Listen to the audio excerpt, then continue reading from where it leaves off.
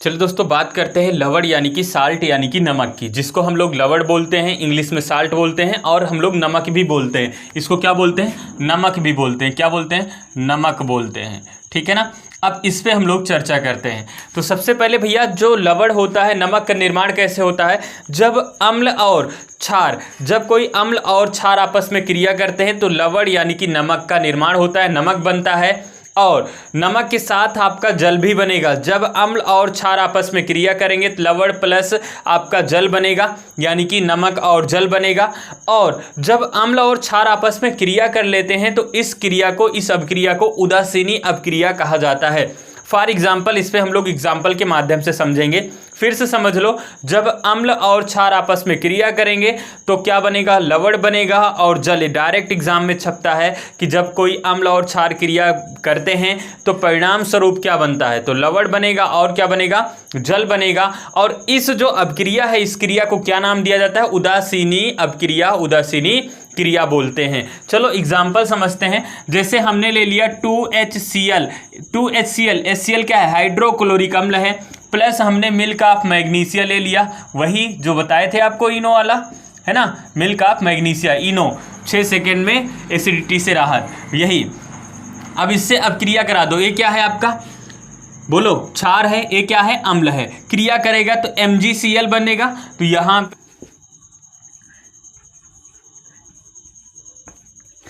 MgCl2 plus क्या हो जाएगा? 2H2, 2H2O, जल बन जाएगा। ये क्या है आपका? लवण है।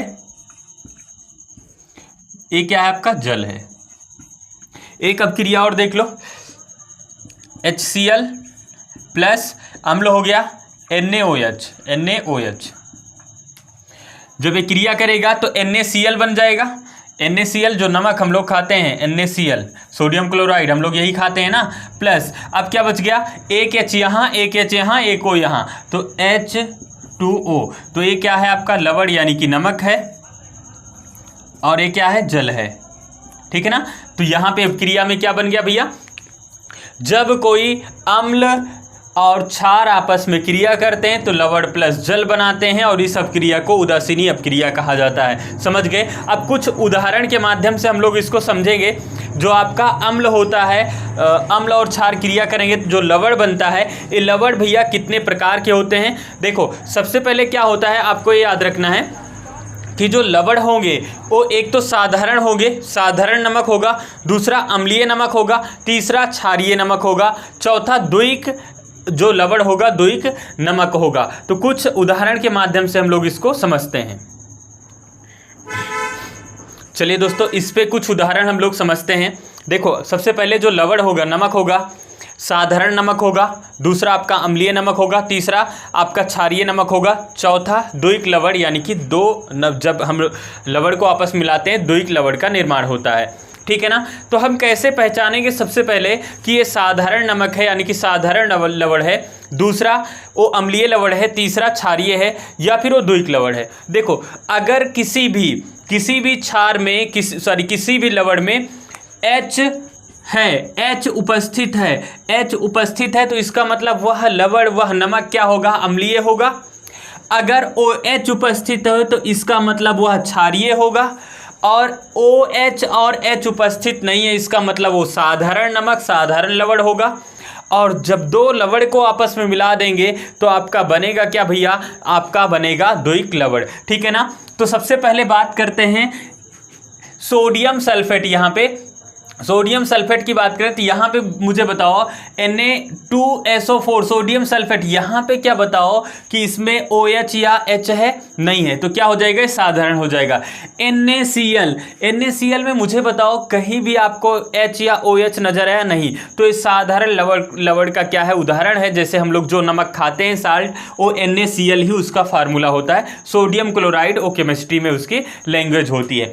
अब यहाँ पे देखो, कॉपर सल्फेट में कहीं H या OH दिखा? नहीं। तो ये क्या हो जाएगा? साधारण लवण का उदाहरण हो जाएगा। ऐसे 4 विकल्प देगा, आपको बताना होगा। पूछेगा कि इनमें से कौन सा द्विक लवण है, या फिर पूछेगा इनमें से कौन सा अम्लीय लवण है, कौन सा क्षारीय लवण है, या कौन सा साधारण लवण है। तो आपको 4 विकल्प देगा, उसमें से आपको छांटना होगा। अब यहाँ पे मुझे बताओ कि ये क्या हो गया? सोडियम बाइकार्बोनेट हो गया, सोडियम बाइकार्बोनेट। अब बताओ H मिल गया तो ये क्षारीय होगा या अम्लीय होगा?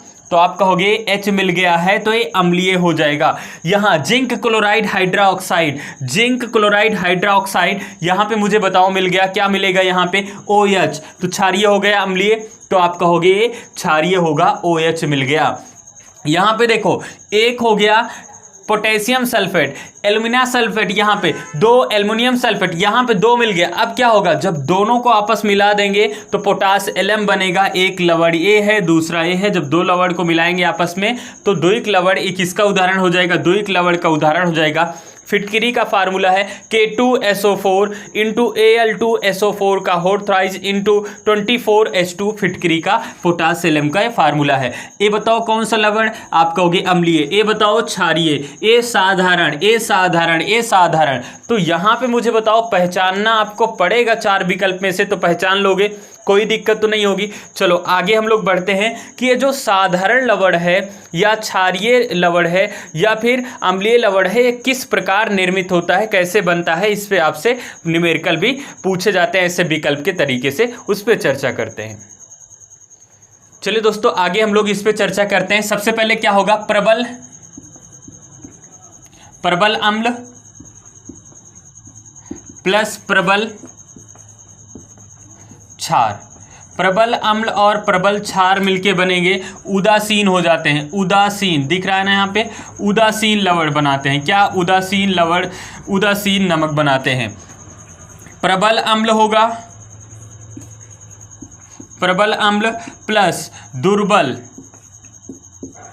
दुर्बल क्षार होगा तो अम्लीय, अम्लीय लवण बनाएंगे। क्या बनाएंगे? अम्लीय लवण बनाएंगे। इसी प्रकार दुर्बल, दुर्बल अम्ल प्लस प्रबल क्षार, अब क्या बनाएंगे? क्षारीय, क्षारीय लवण बनाएंगे। क्या?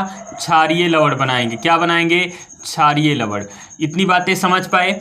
देखो ये 3 रिएक्शन आपको दिया जाएगा, वहां से आपको बताना होगा। जब कोई प्रबल अम्ल किसी दुर्बल क्षार के साथ क्रिया, जब कोई प्रबल अम्ल किसी प्रबल क्षार के साथ क्रिया करेगा तो कौन सा लवण बनेगा? 4 विकल्प में से आपको सिलेक्ट करना होगा। उदासीन लवण। कैसा बनेगा? उदासीन लवण बनेगा। दूसरा, जब कोई प्रबल अम्ल किसी दुर्बल क्षार के साथ क्रिया करेगा, जब कोई प्रबल अम्ल किसी दुर्बल क्षार के साथ क्रिया करेगा तो वह अम्लीय लवण होगा। अब देखो जो बड़ा होगा वही तो जीतेगा। इसके पास ये प्रबल है, ये बेचारा दुर्बल है, ये प्रबल है, ये बेचारा दुर्बल है, जीतेगा कौन? अम्लीय। तो कौन सा लवण बन जाएगा? अम्लीय लवण बन जाएगा। बात आई समझ में? जब कोई प्रबल अम्ल किसी दुर्बल क्षार के साथ क्रिया करेगा तो क्या बनेगा? अम्लीय लवण बनेगा। इसी प्रकार जब दुर्बल अम्ल है, अब बेचारा अम्ल कमजोर लेकिन प्रबल क्षार, अम्ल कमजोर क्षार प्रबल, अब बताओ कौन सा लवण बनेगा? कौन सा नमक बनेगा? आपका नमक बनेगा क्षारीय, यानी कि क्षारीय लवण बनेगा। इतनी बातें क्लियर हुई। इस रिएक्शन में किसी को दिक्कत नहीं होगी, पहचान लोगे। पहचानना तो मैंने उदाहरण में आपको बता ही दिया था ना, साधारण वाला भी बता दिया था। साधारण में जैसे NaCl, ये साधारण आपका हो जाएगा। आपको ये भी बता दिया था, अम्लीय वाला बता दिया था NaHCO3 सोडियम बाइकार्बोनेट बता दिया था। और आपको ये भी बता दिया था, इसका बताए थे, कौन सा उदाहरण बताए थे? Calcium hydrochloride hydroxide, CaOCl, calcium chloride hydroxide. ठीक है ना? यहाँ पे आपको ये भी बताए थे, बहुत सारे उदाहरण हैं इसके, आप कर सकते हो। ठीक है ना? कोई दिक्कत तो नहीं यहाँ पे। अब मुझे बताओ pH वैल्यू आपको हो गया, अम्ल पढ़ लिए, क्षार पढ़ लिए, pH वैल्यू पढ़ लिए और लवण पढ़ लिए। अब हम लोग नेक्स्ट वीडियो में नए चैप्टर की तरफ बढ़ेंगे।